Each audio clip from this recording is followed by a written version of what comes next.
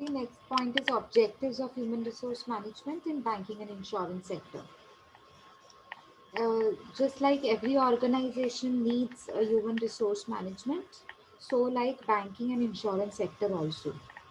So specifically उसके कौन से ऑब्जेक्टिव्स हैं एक बार देख लेते हैं. Integration of goals. First is आपको अपने गोल्स को ऑर्गेनाइजेशन के साथ जोड़ देना होता है. देखो जो हमारे गोल्स होते हैं ना, पर्सनल गोल्स, जैसे जैसे मुझे सेटल होना है लाइफ में, और मुझे घर खरीदना है, और मुझे इतनी सैलरी चाहिए, और मुझे आगे इतनी एजुकेशन करनी है. सो ये आपके जो गोल्स है ना, वो ऑर्गेनाइजेशन के गोल्स के साथ जोड़ना होता है आपको. क्यों? क्योंकि जब तक ऑर्गेनाइजेशन बढ़ेगी नहीं, तो एम्प्लॉय कैसे बढ़ेगा? ह्यूमन रिसोर्स तब बढ़ेगा ना, आपकी डेवलपमेंट तब होगी जब ऑर्गेनाइजेशन बढ़ेगा आपका. So you need to work for the organisation and in the organisation. Only working in the organization is not sufficient. You need to work for it. Okay, you need to work for the organization. Therefore, आपके जो organizational goals होते हैं ना, उनको आप अपने goals के साथ मैच करते हो, मतलब इंटीग्रेट कर देते हो, कनेक्ट कर देते हो. ओनली देन ऑर्गेनाइजेशन ग्रो करता है, जिससे आगे चल के कंपनी की जब ग्रोथ होती है तो कॉमन सेंस है, फिर तो जो उसके अंदर लोग हैं तो उनकी भी ग्रोथ होगी ना, डेवलप होंगे ना वो भी. Cost containment. Cost containment मतलब in today's competitive business environment, keeping expenses down is very critical job. Very critical job. ये एचआरएम का सबसे इम्पोर्टेंट गोल होता है कि आप लोग भी अपॉइंट करो, अच्छी पोस्ट पे अच्छे लोग अपॉइंट होने चाहिए, लेकिन कॉस्ट कम होनी चाहिए. मतलब आप देखो, इतनी एक्सपेंसिव सैलरी भी नहीं देनी है ना कि मेरी कंपनी नुकसान में चली जाए. तो कितनी सैलरी पे किसको कैसे रखना है आपको, कौन सी पोस्ट पे कौन सा पर्सन, और कितनी सैलरी पे. कंपनी के लिए तो सैलरी देना इज एक्सपेंस नो. सो आज के बिजनेस कॉम्पिटिटिव वर्ल्ड में जो सबसे इन्वायरमेंट टफ हो गया आज का, तो आज के लिए तो आपका ह्यूमन रिसोर्स ऐसा है कि आपको अच्छी पोस्ट पे अच्छा person, right person, at a minimum cost. ये सबसे क्रिटिकल जॉब हो गया है एचआरएम का. तो ये भी एक ऑब्जेक्टिव होता है एचआरएम का कि सबसे कम कॉस्ट पे हम कैसे अपनी एचआरएम गोल्स को पूरा करें. Goals through through able employees. अब गोल्स थ्रू एबल, एबल मतलब जो पूरा कर सकते हैं, जिनमें कैपेबिलिटीज हैं, जो कॉम्पिटेंट हैं, वो पर्सन अपॉइंट होने चाहिए जो डेडिकेटेड है. वो एम्प्लॉयज ऑर्गेनाइजेशन में होनी चाहिए जो गोल्स को अचीव करने की कॉम्पिटेंट है. अब आप में वो स्किल्स ही नहीं है, आपको रख दिया बिजनेस में, आपको कम्युनिकेशन स्किल्स नहीं है सपोज, और आपको उसी जॉब पे रख दिया कि आपको सिर्फ बोलना ही बोलना है, लोगों के साथ बात करनी है, तो फिर आप मतलब वो जॉब तो कर ही नहीं पाएंगे ना. आपको तो कंप्यूटर स्किल्स बहुत अच्छे हैं. तो you need to first recognise which employ has what type of skill. is he really competent to perform this particular job. आ रहा है समझ में. Next is harmonious relationship. आपको मेंटेन करना होता है. देखो एचआरएम का ऑब्जेक्टिव क्या होता है, आपको आपकी कंपनी में जितने भी लोग हैं, जितने पार्टनर्स हैं, जितने एम्प्लॉयज हैं, जितने मैनेजर्स हैं, सबको आपस में मिलके एक साथ चलना है ना. So you need to create a harmonious relationship, and it will be created only if you take everybody together. किसी को पीछे छोड़ दोगे तो लगेगा ना उनको कि नहीं नहीं, ये तो कंपनी मेरी है ही नहीं, ये तो कंपनी सिर्फ अपना ही सोचते हैं. So you need to keep everything in such a manner so that it is beneficial for everyone. ऐसे नहीं होना चाहिए ना कि आपने किसी को चांस नहीं दिया, किसी को अपॉर्चुनिटी नहीं दी और किसी और को दे दी, so they will feel very dejected. तो वो भी नहीं होना चाहिए. So you need to keep everybody equal. You need to take everybody together with yourself. ठीक है. Optimization of human resources. मतलब देखो ऐसे भी नहीं होना चाहिए कि आपके पास अबंडेंट ह्यूमन रिसोर्सेज हैं, लेकिन यूटिलाइजेशन तो हो ही नहीं रही है. मतलब आपके पास है ना 40 एम्प्लॉयज हैं, लेकिन एक्चुअली यूटिलाइज कितने हो रहे हैं? यूटिलाइज कितने? यूटिलाइज का मतलब ये कोई चीज नहीं है जिसको यूटिलाइज किया जाए. यहाँ पे यूटिलाइज का मतलब है प्रॉपर टाइमिंग किसके मैच करके किसको अपने ड्यूटी स्कोप पे लगाया हुआ है, काम पे लगाया हुआ है, 20 लोगों को. तो बाकी 20 बंदे क्या कर रहे हैं? ऐਵੇਂ ही बैठे हैं कंपनी में, टाइम पास कर रहे हैं. ऐसे भी होते हैं बहुत सारे लोग. आते हैं कंपनी में, थोड़ा काम करते हैं, टाइम पास करके चले जाते हैं। जब उन लोगों की नीड ही नहीं है तो आपने रखा क्यों है ना? देखो अब मैं आपको अपनी कजिन का एग्जांपल बताता हूँ। शी लिव्स इन सूरत और उसको एक जॉब मिली थी जिसमें घर बैठे बैठे 15,000 मिल रहे हैं उसको घर बैठे बैठे, and she is only sitting and only sitting. दो चार भूल से गलती से दिन में 2-4 कॉल्स आ गए थे उसको अटेंड करने, गलती से वो भी। आप सोचो मतलब ऐसे एम्प्लॉय की क्या जरूरत है कंपनी को? वेस्टेज ऑफ ह्यूमन रिसोर्स ना। आपको समझ आ रहा है मैं क्या बोल रही हूँ? आपका फाइनेंशियल रिसोर्स भी वेस्ट हो रहा है। So you need to optimise, you need to optimisation का मतलब क्या होता है आपको पता है? ऑप्टिमाइजेशन मतलब best utilization of available minimum resources. जो आपके पास कम रिसोर्सेज है ना, कम, उसको आप बेस्ट तरीके से कैसे यूटिलाइज कर सकते हो? बेस्ट वे में। ठीक है, आपके पास 4 ही कपड़े घूमने जाने हैं, तो उन्हीं 4 कपड़ों में से कैसे आप, मतलब एक जीन्स है और 4 टॉप्स हैं, तो आप कैसे उसको यूटिलाइज करोगे ना? तो 2 जीन्स विद 4 टॉप्स। सो आपने 2 जीन्स है कम, लेकिन आपने उसको बेस्ट कैसे यूटिलाइज किया? 4 टॉप्स खरीद लिए। मैं आपको ये ऑप्टिमाइजेशन का मतलब बता रही हूँ आपकी लैंग्वेज में, बेस्ट पॉसिबल मैनर में, आपके लैंग्वेज में, मतलब आपके तरीके से बता रही हूँ, आपके एग्जाम्पल्स देकर, सो दैट यू अंडरस्टैंड। क्योंकि जब आप सुनोगे समझोगे तब तो लिख पाओगे ना पॉइंट्स को। यस मैम, समझा हमें। चलो आगे देखो, growth and development of employees. Of course HRM develop करता है एम्प्लॉयज को, उनकी ग्रोथ पे भी ध्यान देता है। सेल्फ एक्चुअलाइजेशन मतलब आपको आपके जॉब से वो सेटिस्फाइड कराते हैं। एचआरएम एक ऐसा ऐसा सिस्टम बना हुआ है कंपनी में जिसमें लोगों को अपनी जॉब से रिलेटेड सेटिस्फैक्शन हो जाती है कि मेरी जॉब सेफ है, मेरी जॉब अच्छी है, ठीक है, मुझे जॉब को छोड़ना नहीं है। तो उसको बोलते हैं सेल्फ एक्चुअलाइजेशन, जिसमें आपका जॉब जॉब का सेटिस्फैक्शन लेवल बढ़ता ही बढ़ता है, कम नहीं होता है। ठीक है, नेक्स्ट, सेटिस्फाई नीड्स मतलब आप कंपनी में काम कर रहे हो तो ऐसे नहीं है कि कंपनी लोगों का नहीं सोचती है, एम्प्लॉयज का नहीं सोचती है, नहीं बिल्कुल सोचती है। एचआरएम वही तो बोलता है, एचआरएम का सिस्टम कंपनी को वही तो सिखाते हैं कि आपको एम्प्लॉयज के बेसिक नीड्स के बारे में सोचना है। अब एम्प्लॉय बेचारा रहता है इतना दूर, उसका ऑफिस है 2 घंटा दूर, तो आप इसको ट्रैवलिंग एक्सपेंसेस तो पे करो, नहीं तो उसके हाथ में बचेगा क्या? 2 घंटा ट्रैवल करेगा तो। अच्छा, आपने अपने एम्प्लॉय को एक प्रोजेक्ट के लिए, मे बी सपोज वो महाराष्ट्र का, महाराष्ट्र में आप रहते हो, जॉब भी महाराष्ट्र में करते हो, गुजरात जाना है कंपनी के काम से, तो कंपनी की रिस्पॉन्सिबिलिटी बनती है ना कि एम्प्लॉय का खाना पीना रहना सब वहाँ दूर जा रहा है वो अपने घर से। So it's responsibility taken by company, and it is responsibility of company to make sure he has every allowances provided with him. आया समझ में? उसके पास हर एक तरीके का अलावेंसेस आपको देना पड़ेगा, खाना पीना रहना, every type of allowances you need to provide him. समझ में आ रही? तो उसके बेसिक नीड्स का ख्याल रखते हुए आपको कंपनी चलानी है। Motivation, you need to motivate your employees every time to accomplish the objectives, to strive to accomplish the objectives. समझ में आ रहा है? जो कंपनी का है वही, मतलब जो कंपनी चाहती है ऑब्जेक्टिव्स को अटेन करना, वो लोगों के थ्रू ही अटेन कर सकती है ना, अपने लोगों के थ्रू, अपने एम्प्लॉयज के थ्रू।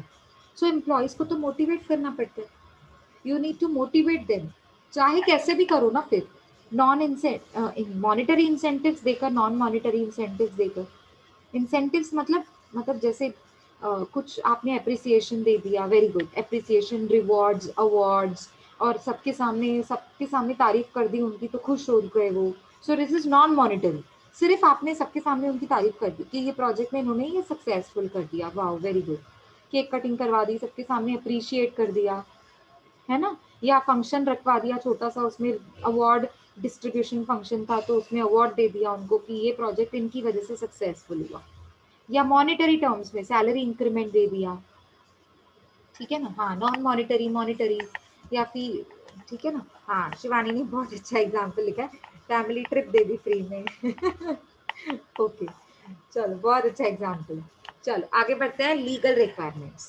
अब कुछ लीगल रिक्वायरमेंट्स भी होती हैं जो ह्यूमन रिसोर्स मैनेजमेंट में फुलफिल करनी होती हैं, जैसे लीगली हायरिंग, प्रमोटिंग, किसी एम्प्लॉय को प्रमोट करना है, किसी को फायर मतलब किसी को निकालना है, पे रेजेस मतलब कितनी सैलरी किसके लिए बढ़ानी है। तो ये लीगल रेमिफिकेशंस होते हैं, मतलब आपको है ना लीगली फॉलो करना पड़ता है। ये कुछ चीज़ें ना ऐसी होती हैं जो आपके हाथ में नहीं होती हैं। अब रूल्स एंड रेगुलेशंस बने हुए, अगर इसने रूल तोड़ा तो कंपनी से निकालना पड़ेगा ना। बेशक वो कितना भी अच्छा एम्प्लॉय था, रूल बना हुआ है ना वो तो। फाइन तो पेनल्टी तो सबको लगती है, चाहे कितना भी अच्छा सिटीजन हो। आपने नॉन पार्किंग में गाड़ी खड़ी कर दी तो फाइन तो भरनी पड़ेगी। आप ये थोड़ी ना कह सकते हो कि I am a very good citizen of India. ठीक है, you broke the rule, so you need to pay the fine, and that's the rule. So that is a legal requirement. ठीक है, तो कंपनी के ऊपर भी लीगल रिक्वायरमेंट्स होती हैं, वो फॉलो करनी पड़ती है ह्यूमन रिसोर्स मैनेजमेंट सिस्टम के लिए। ठीक है, to make the system proper. कब देखो, सिस्टम चलाने के लिए ना कुछ रूल्स एंड रेगुलेशंस बनाने पड़ते हैं। फिर अगर वो रूल्स एंड रेगुलेशंस कुछ लोगों के लिए बनाए, कुछ लोगों के लिए नहीं बनाए, तो वो क्या रूल्स एंड रेगुलेशंस है ना। रूल्स तो मतलब सबके लिए होते हैं। Okay okay, now scope. वैसे ये मतलब स्कोप होता क्या है, बहुत सिंपल पॉइंट है ये तो, बहुत इजी है, मतलब मुझे तो बताने की भी जरूरत नहीं है। But still if you want I will just briefly go through it. Scope का मतलब होता है ह्यूमन रिसोर्स मैनेजमेंट का ये जो सिस्टम है, इसे हम कहाँ कहाँ अप्लाई कर सकते हैं। स्कोप मतलब ये कहाँ कहाँ तक रीच हो सकता है, इसका हाथ कहाँ कहाँ तक जा सकता है। हम बोलते हैं ना, what is your reach, tell me how far you can reach, tell me.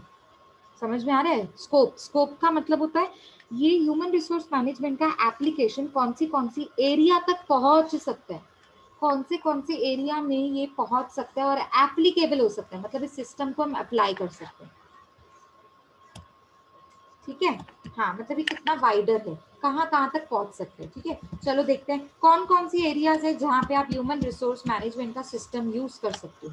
Human resource planning करने के लिए बिल्कुल, किसी का जॉब एनालाइज करने के लिए, जॉब को डिजाइन, ड्यूटीज बताने के लिए, रिस्पॉन्सिबिलिटीज बताने के लिए, लोगों को रिक्रूट सिलेक्शन करने के लिए, ओरिएंटेशन मतलब ट्रेनिंग देने के लिए, ओरिएंटेशन नहीं, ओरिएंटेशन ट्रेनिंग का एक पार्ट होता है, सॉरी।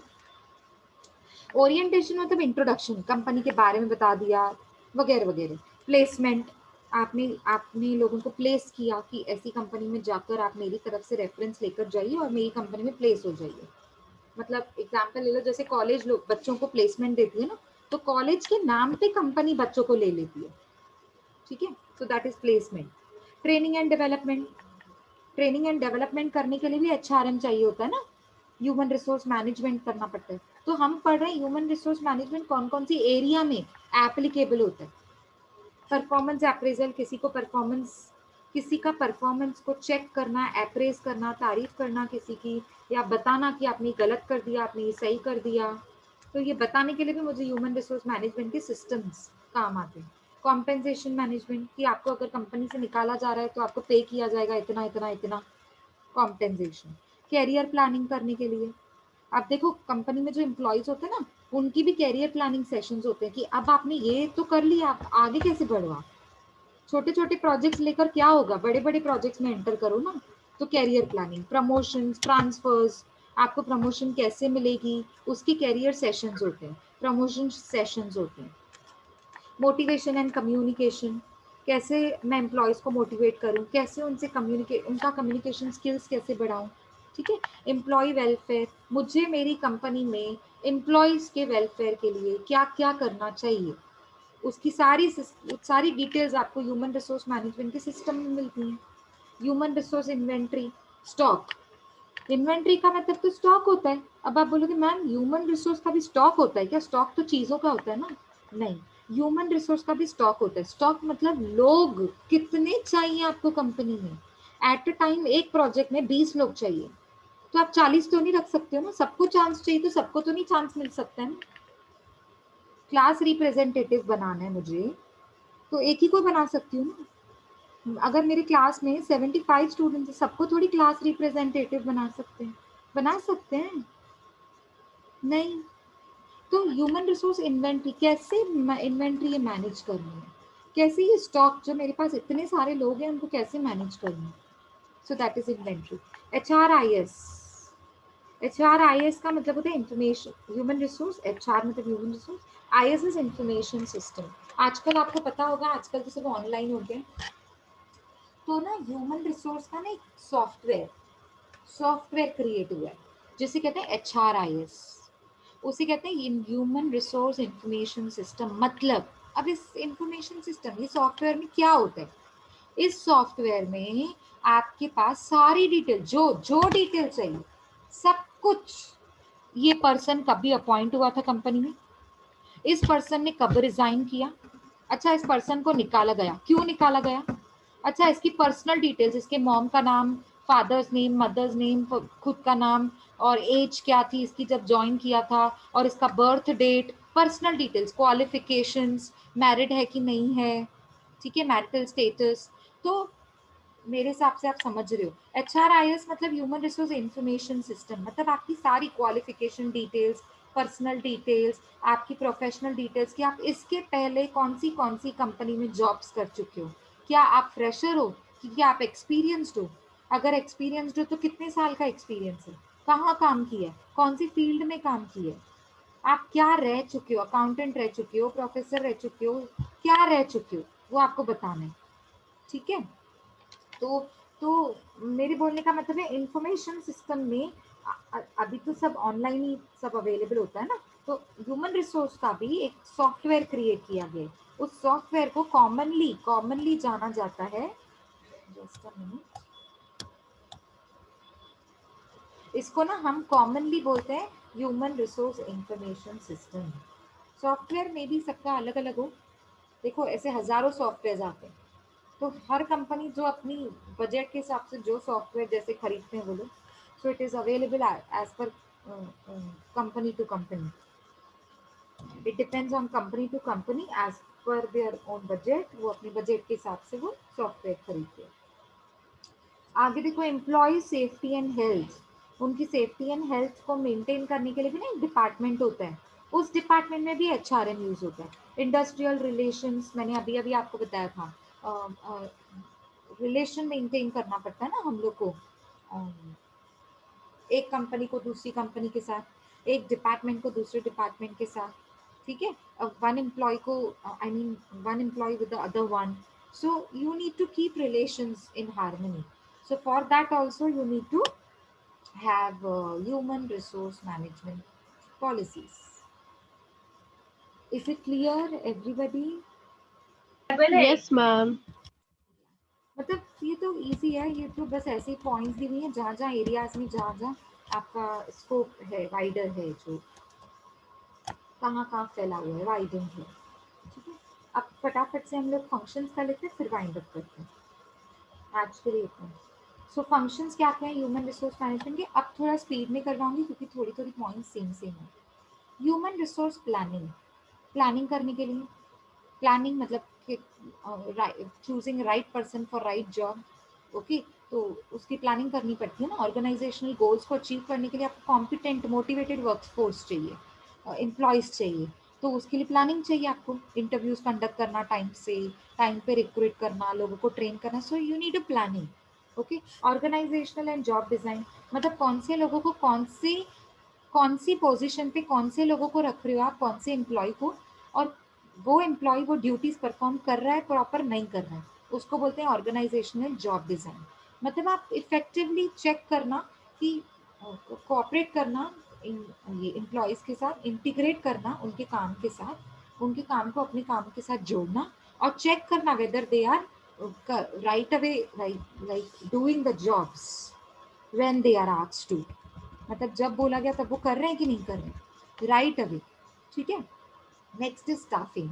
स्टाफिंग मतलब स्टाफ जो लोग जिस पोजीशन पे चाहिए, attracting qualified person for the organization, जो मुझे पोस्ट खाली है उसके लिए प्रॉपर कैंडिडेट ढूंढना इज नोन एज स्टाफिंग, ढूंढ के उसको इस पोजीशन पे लगाना इज नोन एज स्टाफिंग, और उसको ट्रेन करना स्टाफिंग, उस पोजीशन के बारे में बताना कि ये पोजीशन में ये ड्यूटीज़ हैं, ये रिस्पॉन्सिबिलिटीज़ हैं, इसको ऐसे मैनेज करना है, ठीक है। तो स्टाफिंग में तो बहुत सारी चीज़ें आ जाती हैं, बिगनिंग से लेकर एंड तक जो भी आप एम्प्लॉय को ट्रेन करते हो, रिक्रूट करते हो, what ever, so it comes under staffing. Okay. Training and development, लोगों को ट्रेन करना, डेवलप करना, उनके स्किल्स को बढ़ाते रहना टाइम टू टाइम, नॉलेज बढ़ाना उनका. ठीक है. मतलब सिर्फ एग्जिस्टिंग स्किल से काम नहीं चलेगा, उनके न्यू स्किल्स भी होने चाहिए, एड ऑन होने चाहिए. Every time you should be learning, तब जाके आपके स्किल्स बढ़ते हैं. ठीक है.